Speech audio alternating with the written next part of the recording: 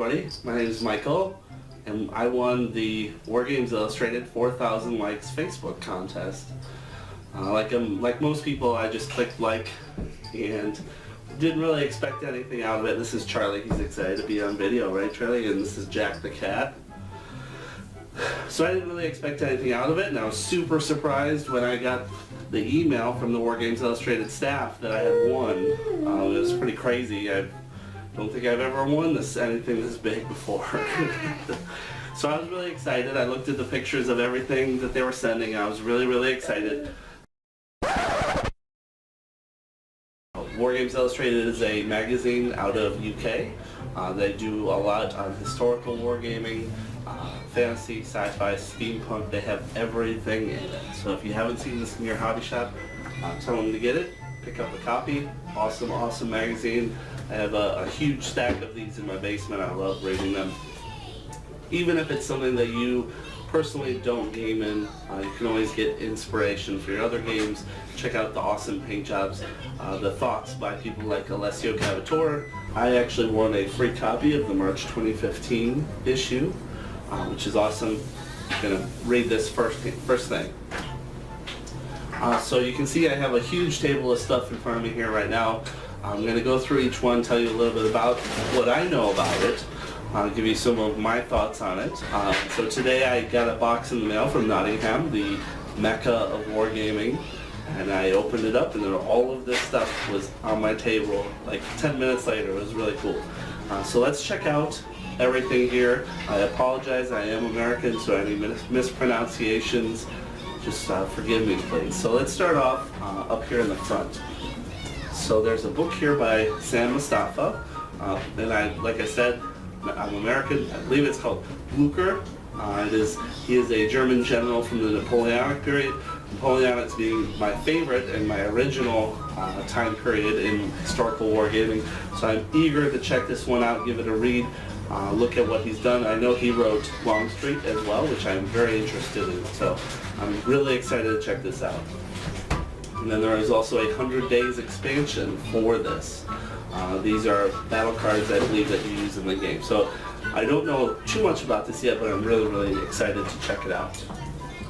Over here we have the Servants of Ra. So these are pewter miniatures from North Star Miniatures. They make some amazing miniatures. I always love their advertisements in the magazines. Really colorful.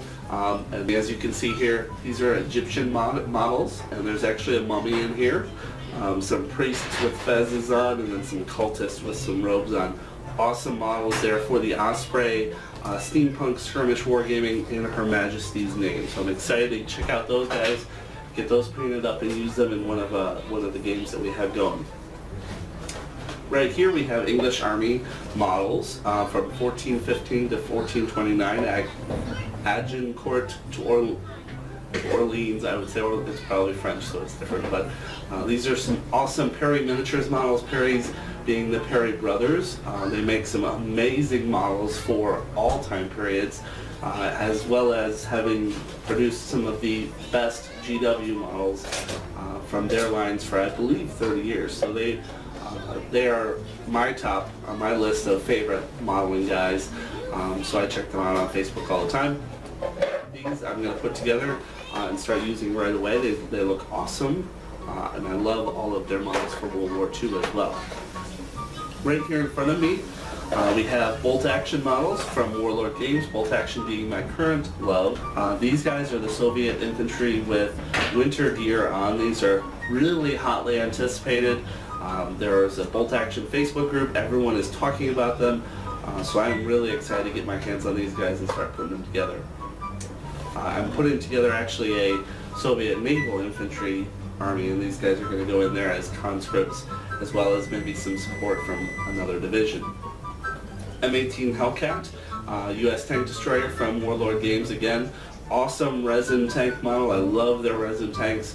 Very highly detailed, come out really nicely when you paint them up. Again, thanks to the guys at Warlord for those. Those are things that I definitely will use, so I'm really excited. Some other things that they had sent, Nines Neck models, but they are for the Pike and Shot game from Warlord Games, and I would be remiss if I didn't say that the hunting party guys are amazing. And I had looked at these actually on their site the other day because I saw them on the front page, and I believe they had just purchased this range. It comes with one guy with a dog on a chain, another guy with a dog on a chain getting ready to let him go, and an actual falconer. So that's really cool. He's got a falcon he's ready to send off. So these guys are really awesome. I will definitely be putting them together and painting those guys up. Over here we have our Flames of War. Awesome book. I love the way they do the layout for these. I love the pictures, very pretty pictures.